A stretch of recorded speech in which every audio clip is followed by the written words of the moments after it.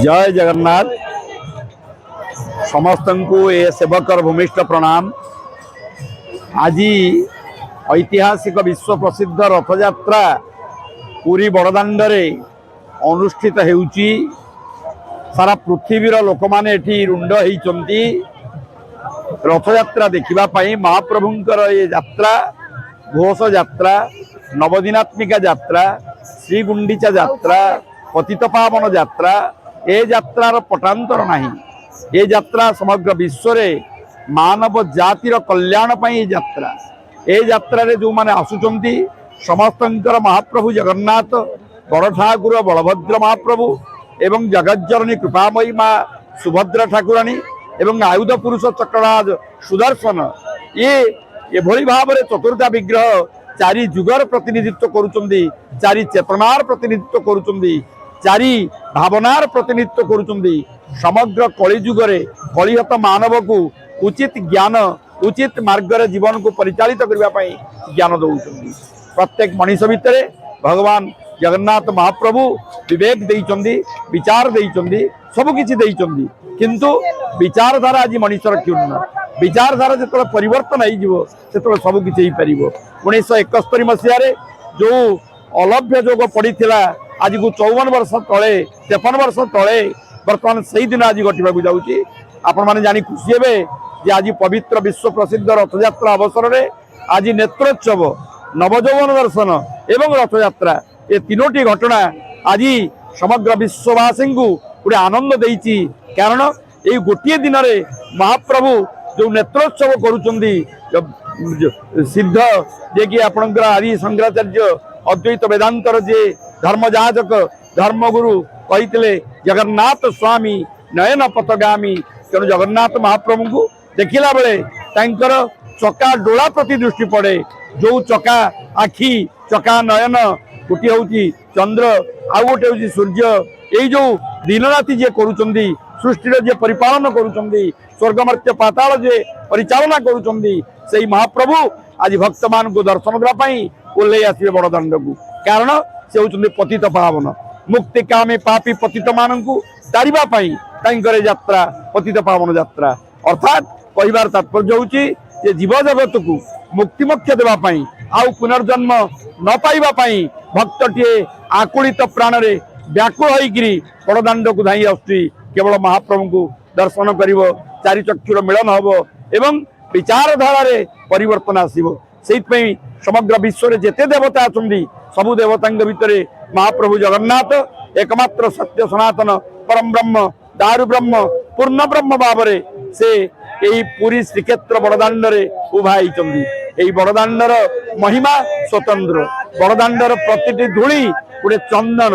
कारण जेते श्रद्धालु भक्त मानकर पदरज यही बड़दाण्डे पड़ुची ताकू जो आपण आनिकी मथारे मारिदेवे आपणकर मथा ठीक हो, मुंड ठीक हो, विचारधारा ठीक हो। ये हूँ विश्वास कथा। से भक्त कवि जगन्नाथ दास कहले मूलटी अटई विश्वास कही जगन्नाथ दास। जब विश्वास रहा श्रद्धा भक्ति आपे आपे आसो। ये जो विचारधारा ये जगन्नाथ संस्कृतिर मूल मंत्र। महाप्रभु जगन्नाथ एकमात्र जीवंत ठाकुर जिते ब्रह्म संस्थापन हो जाए से जीवंत देवतार परिणत होती। डाकिले वो करती जिते जो भाव नहीं जो विचार नहीं जो चेतना नहीं भक्तटीए डाके से तार मनस्कामना पूरण करती। जिते भक्तटीए कांदी पकाउची दुई टपा आखिर लुह जिते ता आखिर झरी आसुची से दुई टपा लुहरे भगवान सर्वांग कलेवर आद्र हो जाए ओदा हो जाए। यही हूँ भगवान भक्तर संपर्क। भगवान सबुले भक्त को प्राधान्य देइचंदी। सबुले से कहउचंदी मते पछे निंदी मो कैवल्य को निंदना मो निर्माल्य को निंदना मो भक्त को निंदना। सेई पई भक्त जोठी महाप्रभु जगन्नाथ सेठी आपण देखिबे पूरी श्रीक्षेत्र चारिआडे लोकारण्य। वर्तमान आज लोक माने एते उत्साह उद्दीपनार सहित आछंदी। आपण माने बड़दाण्ड देखिले जानि परिबे महापटरे श्रीमंदिर कार्यालय डाहाण पटरे राजप्रसाद एवं आरी मझिरे जो पृथ्वीर छोट क्षुद्र जो जातीय राजपथ नेशनल हाईवे जहाँ आम इंग्रेजी में कहूचे आज जनाकीर्ण होगा लगी जनाकीर्ण होबार लगी। वर्तमान किए कौटू आसीचंदी किए कौ जातिर किए कौ वर्णर किए कौ धर्मर किए कौ संप्रदायर किसी भेदाभेद नहीं किसी पार्थक्य नहीं आज समस्ते एक गोटे मानव धर्म गोटे मानव जाति गोटे मानव भाषा गोटे मानव विचार रे समस्ते आज एक ही जाइचंदी अर्थात वसुधैव कुटुंबकम न्याय समस्त भितर यही चेतना यही विश्वास ये विचार रही प्रतिवर्ष महाप्रभुंकर विश्व प्रसिद्ध रथयात्रा समस्त को आकर्षित करुच्ची सबु वर्ण धर्म संप्रदाय लोक मान आकर्षित करिछि समस्त धाई आसुचंदी सेही चकाडोला कालिया शांत बड़ ठाकुर बलभद्र जगन्नाथ महाप्रभु सुभद्रा ठाकुराणी एवं आयुध पुरुष चक्रनाथ सुदर्शन यही चतुर्धा विग्रह को दर्शन करी निजे निजको धन्य माने करिवे कृतार्थ मणिबे एवं जगतर कल्याण पई काम करिवे कारण आज मनीष पथभ्रष्ट होईची मनीष पाखरे विचार अभाव रहुची मनीष भाबुची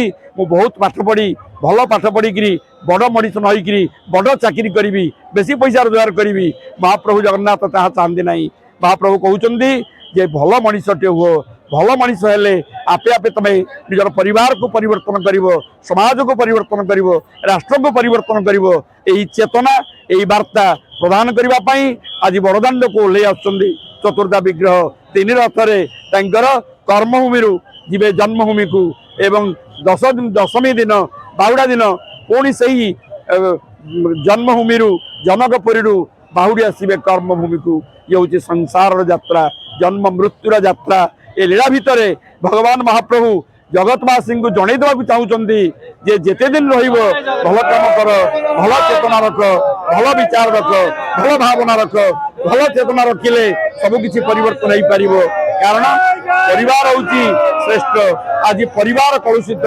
चेतना कलुषित विचार आज कलुषित तेणु समस्त भितर ज्ञान देवाई महाप्रभुंकर यात्रा विश्व प्रसिद्ध रथ यात्रा यही रथ यात्रा सबु मानव जाति को कल्याण करंतु समस्त दुख एवं समस्त मनस्कामना पूरण करंतु दूर करंतु समस्त भले रखंतु सर्वे भवन्तु सुखिनः सर्वे सन्तु निरामया सर्वे भद्राणि पश्यन्तु मा कश्चित् दुःखभाग् भवेत् हरि ओम शांति शांति शांति जय जगन्नाथ जय जगन्नाथ जय जगन्नाथ जय